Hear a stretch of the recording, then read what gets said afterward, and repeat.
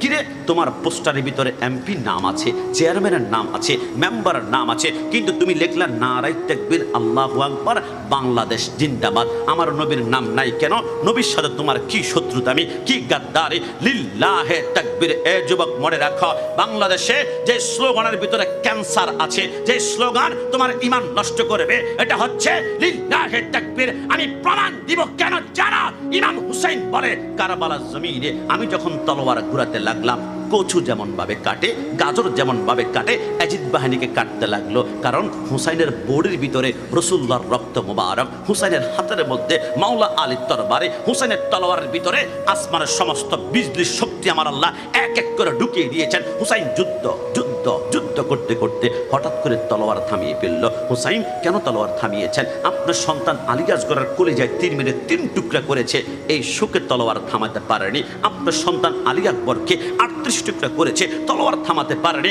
71 জনের রক্ত এখনো কারবালার জমিনে টাটকা গরম থই থই থই থই করছে, আপনার তলোয়ার থামাতে পারেনি। তলোয়ার কেন থামিয়েছেন? হুসাইন বলে পারতো না দুনিয়ার কোনো শক্তি, একটা কারণে তলোয়ার থামিয়েছি। আমি যখন জন্মগ্রহণ করেছি কিছুক্ষণ পরে রাহমাতুল্লিল আলামিন আমার ডান কানে আজান দিয়েছিল, আল্লাহু আকবার আল্লাহু আকবার। রাসূল আজানটা দিয়ে বলেছিল, হুসাইন আমার আজানের ইজ্জতটা রক্ষা করবে, যেইখানে যত আজান শুনবে, যত ইম্পর্টেন্ট কাজ থাকবে বন্ধ করে ফেলবে, বন্ধ করে ফেলবে। তলোয়ার থামতো না। আমি কারবালার জমিনে যুদ্ধ করতে করতে হঠাৎ করে মসজিদ থেকে আসর নামাজের আজান বের হয়েছিল, আল্লাহু আকবার। আমি চিন্তা করলাম আমার নানা বলেছে তলোয়ার থামাতে, আমি তলোয়ার থামালে আমার জীবন যাবে, আর তলোয়ার চালালে জীবন থাকবে, কিন্তু রাসূলুল্লাহর সাথে ওয়াদা আমার ভঙ্গ হয়ে যাবে। আমি কি ওয়াদা ভঙ্গ করব নাকি জীবন? আমি হুসাইন চিন্তা করলাম 1 লাখ বার মত হবে, জিন্দা হব, মত হবে, জিন্দা হব, আমার জীবন যাবে, কিন্তু রাসূলুল্লাহর সাথে ওয়াদা ভঙ্গই করতে পারি না। একটু জবান খুলে বলে সুবহান।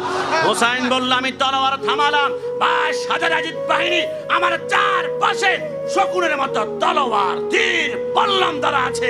হুসাইন তলোয়ারের নিচে বলেছিল আমি একটা জিনিস চাই। ইয়াজিদ বাহিনী বলে তুমি বায়াত গ্রহণ করবে ইয়াজিদের হাতে? বলে প্রশ্নই আসে না, 71 জন কুরবানি হয়ে গিয়েছে, কি চাও? হুসাইন তলোয়ারের নিচে যে জিনিসটা চেয়েছিল, আজকে আমরা যদি হুসাইনি হই ওই জিনিসটা আমাদের জীবনের লেবাস বানাতে হবে। হুসাইন তলোয়ারের নিচে বলেছিল ইয়া আইয়ুহাল্লাযীনা আমানুস্তাঈনু বিস-সাবরি ওয়াস-সালাহ ওয়াস-সালাহ ওয়াস-সালাহ। 2 রাকাত নামাজ পড়তে দাও। আমি আমার বন্ধুকে বলি, দোস্ত তুমি হুসাইনি? বলে হ্যাঁ। নামাজ পড়তে আসো? আমার লুঙ্গিতে সমস্যা। দোস্ত নামাজ পড়বি না? আমার প্যান্টে সমস্যা। দোস্ত নামাজ পড়বি না? কালকে রাতে গোসল করি নাই। দোস্ত নামাজ পড়বি না?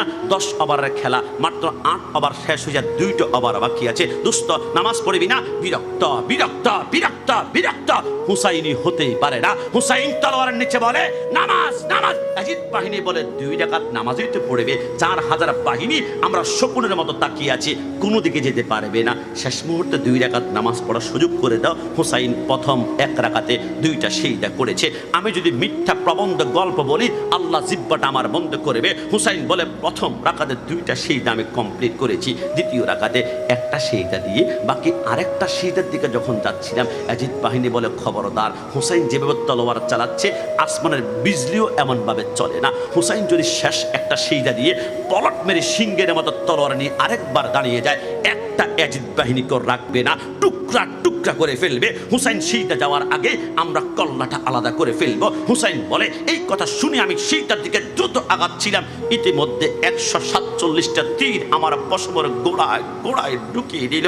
137টা বললাম আমার বুক আর পিঠের মধ্যে লাগালো। তলোয়ার নিয়ে হুসাইন চিত হয়ে পড়ে গেল, পুরা শরীরের গোশতগুলা কিমা কিমা কিমার মতো। হুসাইন চিত হয়ে শুয়ে বলে আল্লাহ আমি তো কিচ্ছু চাই না, 2 রাকাতে 4টা সিজদা চেয়েছিলাম, আল্লাহ 3টা সিজদা করেছি, একটা সিজদা বাকি আছে, একটু শক্তি দাও, বসবো, সিজদাটা করে আমি দুনিয়া জমিন থেকে পর্দা গমন করব। আমার আল্লাহ বলে লা মুমকিন, সম্ভব নয়, লা মুমকিন, সম্ভব নয়, লা মুমকিন, সম্ভব নয়। আল্লাহ কেন কেন কেন কেন?